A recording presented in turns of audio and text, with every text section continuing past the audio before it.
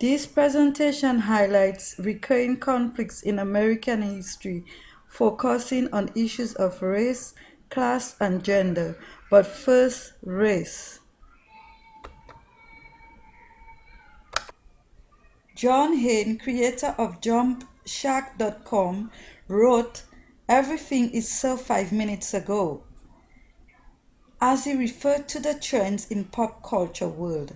Unfortunately, the changing faces of race, class, and gender has been a long and brutal one that has affected the majority of the population physically, psychologically, mentally, socially, and financially. I thought it was essential to include this passage by David Goldberg from the essay Race. This passage confirms how racial lines were drawn to separate one group of people from another regarding important affairs of society. The Europeans used religion to denigrate people of color, claiming that blackness was associated with evil, in the end, drawing racial boundaries. As a result, blacks suffered many racial discrimination well into the late 1660s.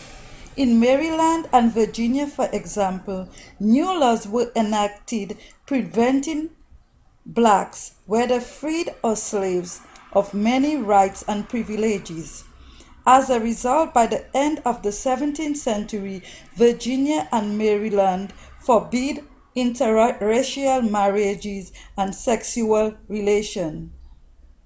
These laws were in effect well through the 18th century in several colonies.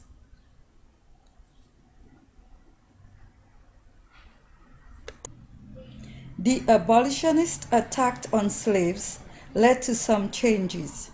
Southern legislators drew out laws which enabled minimal standards for housing, food, and clothing. However, the abolition of slavery did not mean that slaves gained full freedom. I thought that it was essential to mention Walter Johnson's remark: "Slavery could only be understood by the people who lived it and saw it." This photo represents an auction. Mothers and their children were being bought and sold as slaves in a slave auction. Alexander Falconbridge, an ex-slave, spoke about the maltreatment the slaves went through. He said slaves were being bred like cattle. He admits the torture, pain, and sufferings which the slaves received. Segregation laws were still in effect in Alabama in the 20th century. This is why Rosa Parks was being arrested in Alabama. Parks refused to get up and move to the back of the bus to allow a white person to sit. Civil rights movement flourished in the 20th century. Here is the well-known Martin Luther King on your left, holding a press conference in Alabama in 1963. And on your right is the Washington Freedom Riders Committee fighting laws against segregation. Issues of race continue to move back and forth. Here is Governor George Wallace at a conference discussing prevention of blacks in the University of Alabama. That was in 1963. And in 1965, on your right, you could see black people making ways to vote in the South.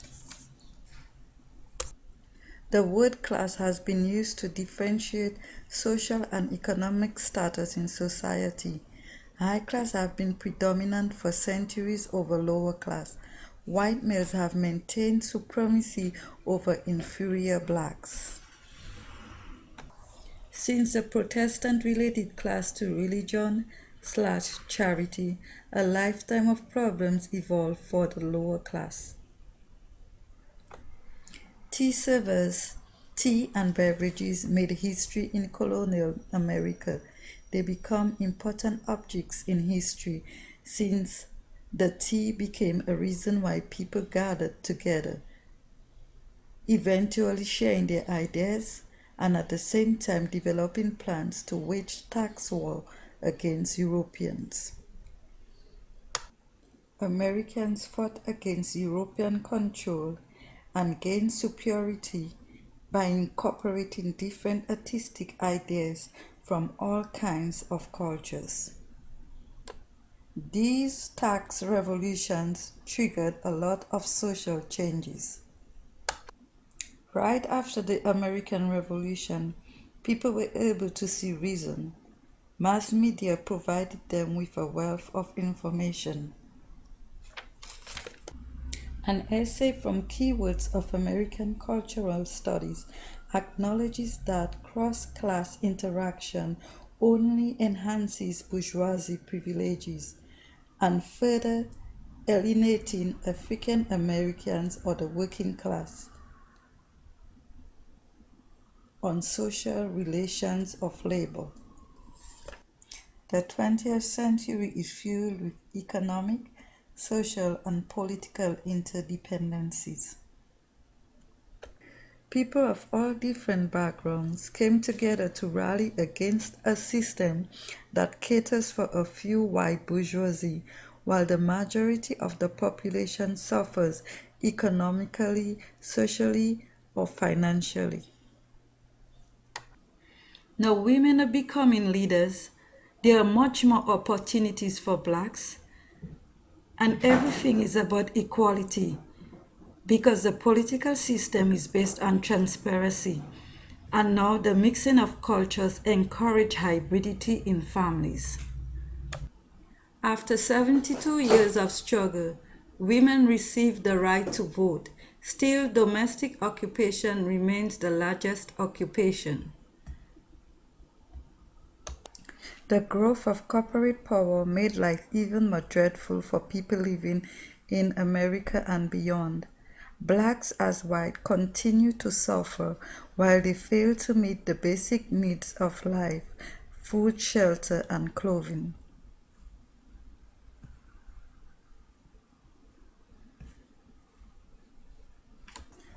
At one point in the 1900s, things changed for women after Governor Al Smith granted women a 40-hour work week. Still, how could they survive when just a few businessmen dominate trades and markets? No, it was not meant to be this way. Blacks and women were never given a chance. Yes, influential white males encourage gender, race, and class inequality throughout society. Yes, the 20th century was about change and progress, especially as business was able to get done in a much efficient style.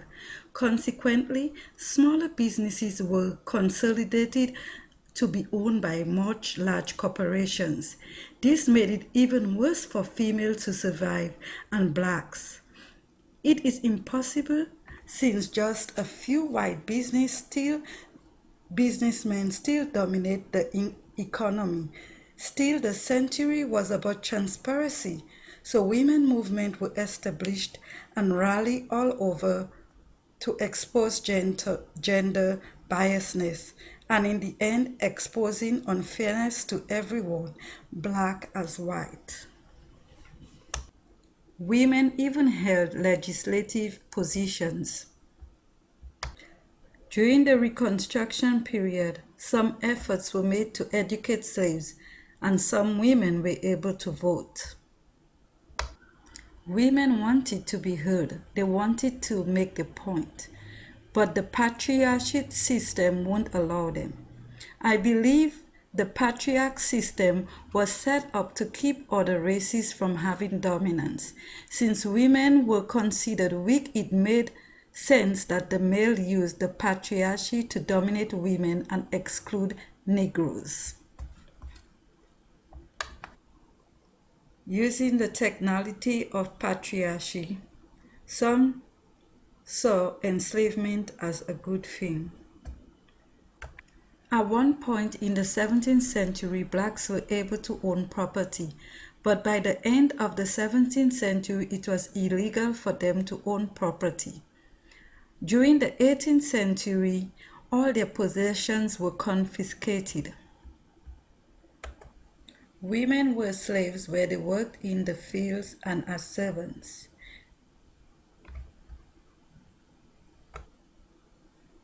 Take a look at this picture. These women were enslaved as well. Though we cannot compare it with slavery, the owners of the factory placed these workers in poor living conditions where they worked for very little pay. For this reason, religion led path to gender inequalities. The Puritans agreed that the church should be guided by laws of the state. In marriage law, only the male could acquire wealth. Black could not marry and therefore was not able to acquire any wealth. Even Bradstreet, a Protestant wife, exemplified her disdain in her poems for this patriarchal setup. The European religions associated blackness with evil, and so they built racist attitudes towards Negroes. An ex-slave, Frederick Douglass, confirms in his autobiography that religion was used to justify enslavement. This patriarchal path that dominated our lives for centuries refused to acknowledge women's input of views, furthermore encouraging race inequalities in society.